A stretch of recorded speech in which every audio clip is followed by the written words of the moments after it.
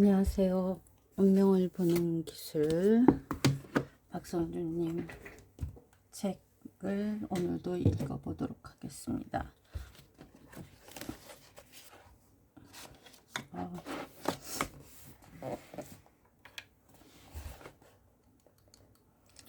스스로 운을 깎아먹는 사람. 어리석은 자는 자신이 심은 업의 열매로 스스로를 해친다. 법구경. 빈천상. 빈하다거나 천하다는 것은 한 사람의 격을 말한다. 위험이나 귀함이 느껴지지 않고 천박하고 빈하거나 박한 느낌을 준다는 것이다. 이러한 관상과 체상을 타고난 경우도 있고 살아온 인생이 반영되어 비천한 느낌이 더해지기도 한다. 함부로 말을 함부로 짓거리고 열등감에 사로잡혀 입만 열면 자기 자랑을 하고 남을 욕하고 이간질하며 이득을 취하려 하거나 남이 안 되는 것을 즐기고 자신의 능력으로 오를 수 없으니 헐뜯어 남을 끌어내리면서 이익을 취하려 하거나 부끄러워해야 할 때 부끄러움이 없으며 어떤 비판도 듣지 않고 수치심이 없거나 옆 사람은 곤란을 겪고 있는데 피식피식 웃으며 딴청을 피우거나 앞으로 나갈 때와 멈추고 기다릴 때를 알지 못하는 등 이 모든 습관은 사람을 빈천하게 만든다. 스스로 운을 깎아먹으며 재수없는 짓을 하는 사람은 점점 몰락하게 된다. 이런 사람이 주변에 있다면 천천히 눈여겨보라. 그 말로가 얼마나 비참한지 알 수 있을 것이다. 운은 한순간 사고처럼 바로 나타나지 않는다. 서서히 사람의 격을 만들어가면서 하나씩 결과가 나타난다. 빈천상의 남자는 눈빛에 힘이 없고 음성이 낮고 작으며 눈이 작고 짧아 두려움이 많다. 빈천상의 남자는 눈빛에 힘이 없고 음성이 낮고 작으며 눈이 작고 짧아 두려움이 많다. 기색이 맑지 못하고 탁하여 한눈에 기색이 어둡고 정면에서 콧구멍이 보이므로 낭비가 많고 돈 나갈 일이 많다.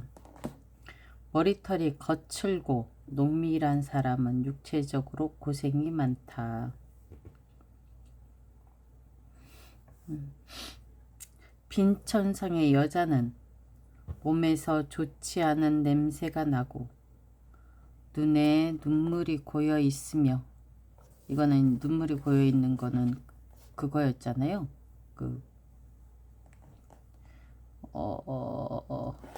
갑자기 생각이 안 나니까 앞에 나가서 봅시다.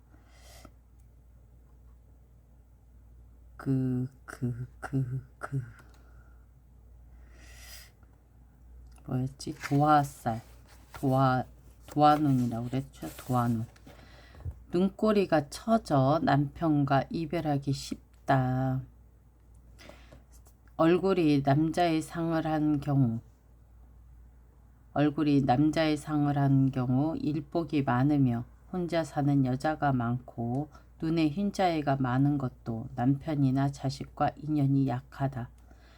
코가 뾰족하면 복이 없어 한 남편만 섬기기 어렵다. 코가 뾰족하다는 거는 제복도 없죠.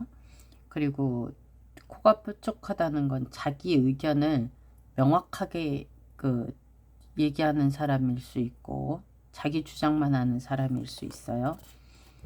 빈천상에 가깝다고 하더라도 살아가면서 매일같이 매사의 일에 더욱 위험과 격이 있는 말과 행동 습관으로 삼는다면 그 빈천함을 멀리할 수 있게 될 것이다. 고전의 관상서에 말하는 빈천상은 1번 이마와 코. 이마는 좁고 낮으며 가난하고 빈천한 상이다. 이마가 좁고 낮으면 가난하고 빈천한 상이다. 콧대에 뼈가 드러나 있으면 이것과 코가 뾰족하고 라는 말하고 같은 거예요. 콧대에 뼈가 드러나 있으면 재물이 잘 모이지 않는다. 눈과 입은 눈에는 정신적인 빛이 없으면 평생 고생한다. 입이 삐뚤고 얇으면 먹을 복이 부족하고 시비가 많다. 입이 삐뚤고 얇다는 거는 남을 생각하지 않고 내가 하고 싶은 말만 하는 거예요. 그러니까 남한테 상처 주는 말을 쉽게 할 수도 있고, 말을 그릇되게 할 수도 있고, 거짓말을 할 수도 있고. 입이 삐뚤다는 건 그러니까 옳은 말을 안 하기 때문에 얘기하는 겁니다. 얼굴빛에 윤기가 없고 메마르면 빈곤하다. 그러니까 찰색이 좋아야지 된다 그랬잖아요. 얼굴엔 윤기가 있어야 된다. 그리고 그 오화기, 특히 광골이 이렇게 뾰족하게 튀어나오면 자기 주장이나 자기가 하고 싶은 행동들을 하는 건데, 그거가 살집이 없으면 문제가 된다라고 얘기했는데, 여기서는 메마르고는 살집이 없는 걸 말하는 겁니다. 울림이 있고 맑은 목소리로 대화하라. 마이상법에는 목소리가 종이나 경새처럼 맑고 울림이 있으면 귀하고 드러날 운명을 가진다. 영화 접속을 보면 이런 대사가 나온다. 혹시 술 마셨어요? 어떻게 하셨어요? 직업병이죠. 목소리만 듣고도 어떤 상태인지 알거든요. 도사가 되면 글자에도 냄새가 나요. 이렇게 그 전도연과 한석규의 대화입니다. 전도연이 맡은 역은 홈쇼핑 상담원이다. 근무 시간 내에 낯선 사람과 전화통화를 하고 그들의 요구사항과 투정을 받아줘야 한다. 상대의 감정에 따라 대응하기 때문에 목소리나 어투로 상대를 파악하는 데 빠르고 능숙하다. 이 영화에서는 이것을 직업병이라고 표현했는데, 나에게도 비슷한 직업병이 있다. 처음 만난 사람의 얼굴을 하나하나 뜯어보면서 성향을 파악하려 하고 미래를 예측하려고 하며 나와 관계가 어떻게 될지 가름해 보려는 습관이 있다. 공적인 만남뿐만 아니라 사적인 만남에서도 마찬가지다. 한 가지 일을 오래 하다 보면 그 일의 특성에 따라 직업병이 생긴다. 영화 속 전도연은 통화 상대의 얼굴을 보지 못하기 때문에 시각보다는 청각이 더 발달했을 것이다. 따라서 목소리만 들어도 상대가 어떤 상태인지 안다. 관상에서도 목소리는 매우 중요하다. 목소리에도 격이 보이기 때문이다. 남자의 목소리는 풍성하고 단단하며 울림이 있어야 좋다. 만일 윤기 없는 메마른 목소리라면 돈이 궁하기 쉽다. 여자 목소리는 맑아야 한다. 남자가 여자 목소리를 내면 빈천하고, 여자가 남자의 목소리를 하는 것은 팔자가 강해 이혼할 확률이 크다. 특히 괄괄한 목소리는 남자의 기운, 양기가 강해 한 남자만 섬기기 어렵다. 크게 말해도 상관없는 얘기를 굳이 귀에다 소곤대기 좋아하는 사람은 근본적으로 외로움이 크다. 소곤소곤 얘기하는 사람은 외로움이 크대요. 소곤대는 행위로 친밀감을 드러내고자 하는 욕구지만 실제로는 성품이 악하고 음흉한 면이 있는 사람이다. 말투나 습관으로도 상대를 파악할 수 있다. 언젠가 세미나에 참석했는데 반대 의견을 가진 상대방의 심한 비난에도 끝까지 차분함을 유지하는 패널을 본 적이 있다. 장차 큰 인물이 될 수 있는 상이다. 반면 입만열병, 과거 성공했던 일들에 대해 자랑을 늘어놓는 사람은 실제로 열등감과 허영심이 많고 거짓말을 잘하는 경우가 많다. 입만 열면 과거에 성공했던 일들에 대해 자랑을 늘어놓는 사람은 실제로 열등감하고 허영심이 많고 거짓말을 잘하는 경우가 많다. 또 말이나 발표할 때 유독 손짓을 많이 사용하면서 그 손짓의 움직이는 범위가 작으면 소심함과 불안함을 드러내는 것이다. 다음은 고정 관상사에 말하는 목소리 관상이다. 목소리가 크고 맑아 종소리 같으면 귀하고 갈라지는 대나무 같으면 천하다. 쩌렁쩌렁. 이거는 안 좋은 건가 봐요. 대나무는 쪼개지는 소리이기 때문에 쩌렁쩌렁 하거든요. 목소리가 맑고 밝으면 정신과 기운이 충만하고 약하면 정신이 부족하다. 형모는 속일 수 있어도 음성은 속일 수 없다. 즉 목소리가 진짜 심성과 운명을 드러낸다. 그러니까 목소리가 울림이 있어야 된다고 그랬잖아요. 남자는 울림이 있어야 되고 여자는 맑아야 한다. 그리고 목소리를 소근소근 대는 사람은 성품이 악하고 음흉한 면이 있다. 사람을 읽어라에서 미래편이에요. 미래편. 표정이 전부가 아니다. 어리석은 자는 껍질만 보고 지혜로운 이는 씨앗을 본다. 법구경. 우리는 미소 짓는 얼굴을 보면 상대가 나에게 호감이 있다고 생각한다. 미간을 잔뜩 찌푸리면서 인상을 쓰고 있으면 뭔가 고민이 하거나 풀리지 않는 문제가 있다고 판단한다. 입가에 활짝 웃음이 번지고 눈까지 함께 웃고 있다면 즐거운 일이 있어 기뻐하거나 지금 벌어지고 있는 상황이나 이야기들이 재미있어 즐기고 있다고 인식한다. 눈이 그렁그렁하고 금방이라도 눈물이 떨어질 것 같은 얼굴을 하고 있다면 어떤 상처로 고민하고 아파하느라 견디기 힘들어한다고 생각한다. 우리는 감정에 따라 얼굴이 변한다는 사실을 안다. 기쁘면 웃고 화나면 얼굴에 인상을 잔뜩 쓰고 슬프면 울고 즐거우면 얼굴 가득 미소가 번지는 현상은 자연스럽다. 우리는 이러한 자신의 경험을 바탕으로 상대의 상태나 감정을 파악하려고 한다. 그런데 같은 표정이라도 어떤 때에는 전혀 다른 감정을 갖기도 한다.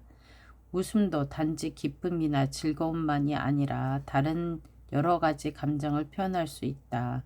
분위기가 어색해서 그냥 어물쩍 넘기기 위해 웃기도 하고 상대방의 호의를 거절할 때 그 사람의 체면을 살리기 위해 가볍게 웃기도 한다.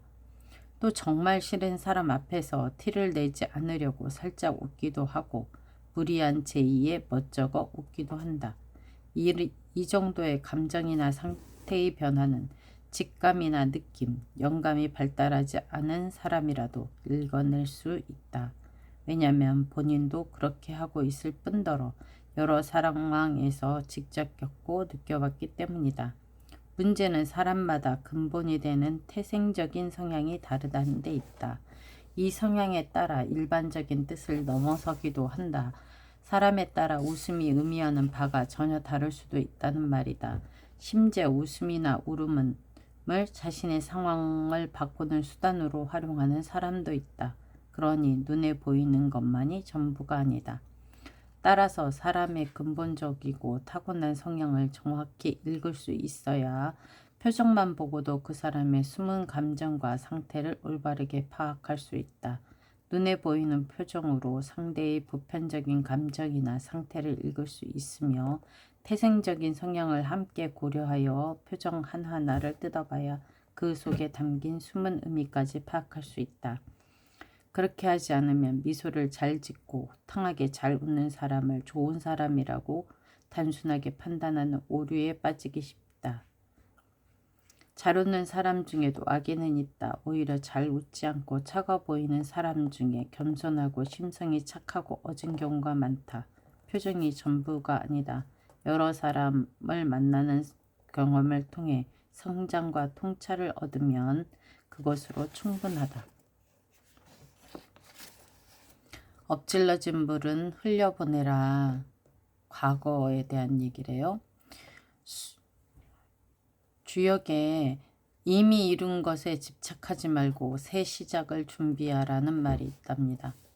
살아가는 동안 가장 괴롭고 억울한 일 중 하나는 오해를 받는 일이다. 그쵸? 특히 비왕자는 오해받으면 참질 못해요.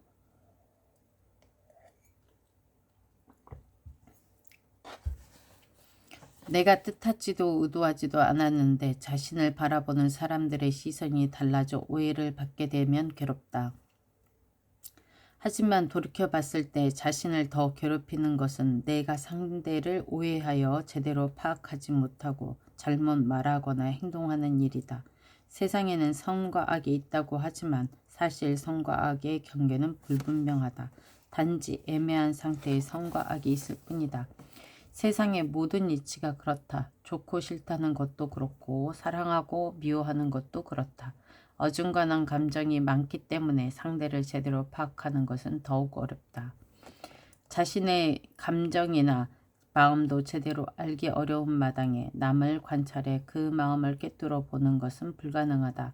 그래서 내가 오해받거나 상대를 잘못 파악하여 엉뚱한 말과 행동을 해버릴 수 있는데 그 괴로움은 후자가 더 크다. 상대를 잘못 파악하는 거에 대한 파악해서 받는 괴로움이 더 크답니다. 자신의 말과 행동이 개입되어 있기 때문이다. 타인에 의해 벌어진 상황도 물론 괴롭지만 후자는 내가 다르게 말하고 행동했다면 얼마든지 다른 결과를 얻을 수 있었기 때문에 후회의 정도가 다르다. 그렇게 지나간 일들을 마주하는 것은 괴롭기 그지없다. 판이 벌어진 후에 상황을 바꾸려고 발버둥질 해봐도 이미 엎드러진 물이다. 과거로 돌아갈 수도 없고 지금에서 뭔가 한들 상황이 바뀔 기미도 보이지 않는다. 문제가 생긴 바로 그때 조금 더 잘 알아차리고 다르게 말하고 행동했어야 했다. 이런 생각이 계속 떠오르니 정말 미치고 환장할 노릇이다. 이미 엎질러진 물은 담을 수 없으니 이를 받아들이고 본질을 볼 수 있는 통찰을 키우는 데 힘을 쏟아야 한다. 오해와 진실 그리고 진심. 주역에는 형체를 너머의 것을 도라 하고 형체 아래 것을 기라고 한다. 도는 본질이라는 말이 가로로 되어 있네요. 도는 본질이다. 도는 영원하고 기는 형식은 일시적이다. 인연을 소중히 하지만 그 인연이 끝날 때는 성숙하게 보내줄 수 있어야 한다. 사람이나 인생에 대한 본질을 볼 수 있는 통찰을 높이면 관계에서나 일에서의 성취를 얻을 수 있다. 우리는 뜻하지 않게 오해를 받아 괴롭기도 하고 남을 오해해서 미워하고 밀어내기도 한다. 또 때로는 눈에 보이거나 들리는 것 이면의 진실을 알게 되어 아픈 상처가 되기도 한다. 이런 경우 상대에게 진심을 알리고 정성을 다하면 해결될 것 같지만 그것도 쉽지 않다. 심각하면 부담이 될 뿐만 아니라 저자세로 길게 이어지는 구구절절한 말에는 오히려 상대가 귀를 기울이지 않게 된다. 본인은 이미 5만 가지 상상과 생각으로 마음이 많이 부풀어 있어 조급하겠지만 상대방의 마음은 절실하고 절박한 내 마음과는 다르다. 정작 이 말을 듣는 상대는 공감하기가 어려워 잘 들리지 않는다. 오해와 이면의 진실 또 진심이 왜곡되면 더 큰 상처를 받기 때문에 사람을 제대로 읽는 것은 반드시 필요하다. 사람을 바르게 읽어야 내 마음을 오해 없이 전달할 수 있고 영영 못 보게 되는 관계까지 가지 않을 수 있다. 부모와 형제를 제외하고 나면 한평생 인연의 끈을 놓지 않고 오랜 시간 이어갈 수 있는 인연은 많지 않다. 심지어 핏줄이라고 하더라도 이런저런 이유로 보지 않고 살아가는 사람도 많다. 부모와 형제를 제외하고 길게 볼 수 있는 사람은 부부와 자녀 그리고 친하게 지내는 친구 몇 명일 것이다. 친한 친구가 초등학교 친구라고 하더라도 실제로 같이 보내는 시간은 얼마 없다. 100세까지 산다는 가정하에 90년 동안 1개월에 한 번씩 만난다 치더라도 고작 1080일, 즉 2.95년이다. 100세 평생의 2.95%를 같이 보내는 것이 부모, 형제, 부부, 자녀를 제외한 가장 친한 친구들과 함께 할 수 있는 시간이다. 하물며 일로 만나거나 약간의 친분이 있는 관계는 말할 것도 없다. 100세라는 가정도 건강하게 잘 살았을 때의 기준이다. 상대의 건강도 고려해야 하기에 같이 100세를 살 확률도 적다. 게다가 한 달에 한 번씩 계속 만나는 일도 어렵다. 한 번 만나는 것이 24시간을 함께 한다는 의미도 아니므로 실제로 한 사람과 2.95년을 보낼 수도 없다. 양적인 접근이 어색하긴 하지만 이렇게 따지고 보면 100세 인생을 기준으로 약 1년에 1% 정도를 같이 보낸 사람은 내 인생에 가치가 있는 인연이라고 할 수 있다. 오, 이렇게는 생각 안 해봤을 텐데. 나도 안 해봤는데. 사랑하는 사람을 만나면 100일을 기념하고 1주년을 기념하여 선물을 주면서 파티를 하기도 한다. 이와 같이 생각하면 1년은 기념할 만큼 긴 시간이기도 해서 서로 오래 잘 만나온 것을 축하할 만하다. 더 나아가 남녀가 1000일까지 함께한다면 2.73년 동안 만난 것이므로 서로를 충분하게 이해했다고 할 수 있는 시간이다. 1000일 동안이라는 제목의 노래도 있지 않은가. 우리가 만나게 되는 수많은 인연은 인생에서 1%도 되지 않는 짧은 시간을 같이 보낼 뿐이다. 그 짧은 시간 속에서 오해하며 미워하기도 하고 사랑을 하기도 한다. 그렇기 때문에 더욱더 인연을 소중하게 생각하고 인생의 인연을 바르게 볼 수 있어야 한다. 이는 사람의 마음을 물론 보이지 않는 감성까지 읽어야 하는 이유인 것이다. 주역에서 만물은 상호 의존과 교류로 성립한다고 했다. 주역에서 만물은 서로 의존하고 교류로 성립한다고 했다.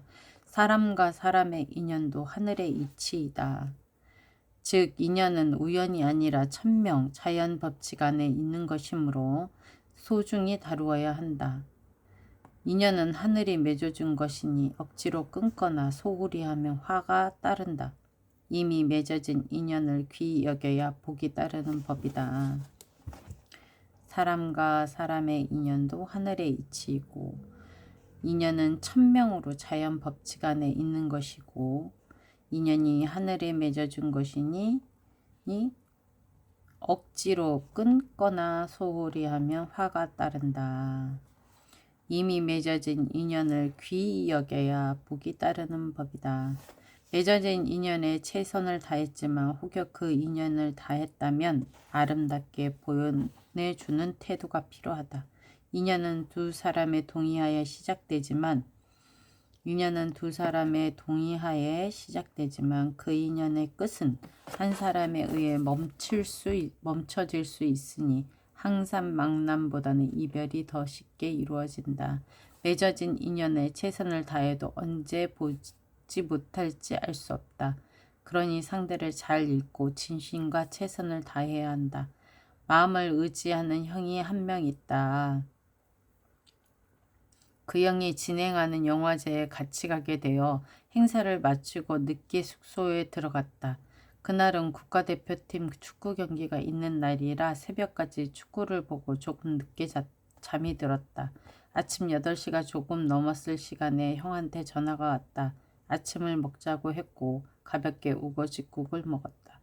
그리고 카페에 앉아 한참 이야기를 했다. 그때는 지금처럼 친하지 않았을 때였다. 전날 일정이 꽤 지치고 힘들었을 텐데 이야기를 계속 이어가는 모습을 보고 지금 나에게 최선을 다하고 있구나. 우리의 관계에 에너지 넘치게 대응하고 있구나 라는 생각이 들었다. 그냥 아는 동생이었을 그때의 나에게 특별한 이유랄 것도 없이 최선을 다했던 형의 모습에서 느껴진 따뜻함이 지금도 알게 모르게 살아가는 힘이 된다. 그리고 고맙다. 내 주변의 인연에 대해 더욱더 최선을 다하고 힘이 되어야겠다는 마음까지 갖게 되었다. 인연을 소중하게 대하는 그런 마음은 주변 사람을 변화시키고 많은 사람에게 정신적인 따스함을 준다. 상대를 읽고 나를 제대로 읽을 수 있게 매 순간 노력하지 않으면 진심과 진실에 대해 말할 기회를 영영 잃어버릴 수도 있다. 사람의 마음을 읽는 것만큼 슬픈 일이 없다. 억지로 기회를 만들어봤자 그전처럼 내 말에 귀를 기울이지 않을 것이다.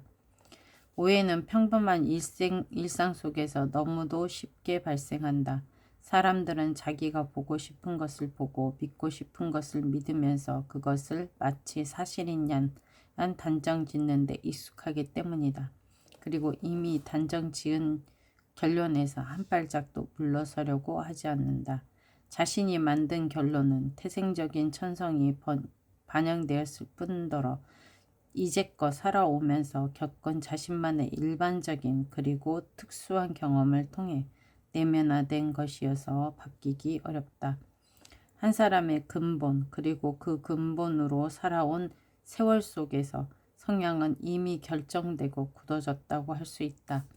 사랑하는 사람의 마음을 얻기 위해서는 그 사람의 마음을 읽어야 하고 계약을 성사시키기 위해서도 상대방의 의중을 꿰뚫어야 한다. 투자를 하려고 할 때는 그것이 부동산이든 주식이든 그 투자의 매력을 느끼고 가치를 평가하는 일은 결국 사람의 마음에 달려있다. 사람들이 제대로 판단할 수 있을 때를 기다릴 수 있어야 돈을 벌 수 있다. 즉 부동산과 주식에 대한 사람들의 기대감을 읽어야 매력적인 투자처를 찾을 수 있다. 오늘은 여기까지만 읽겠습니다.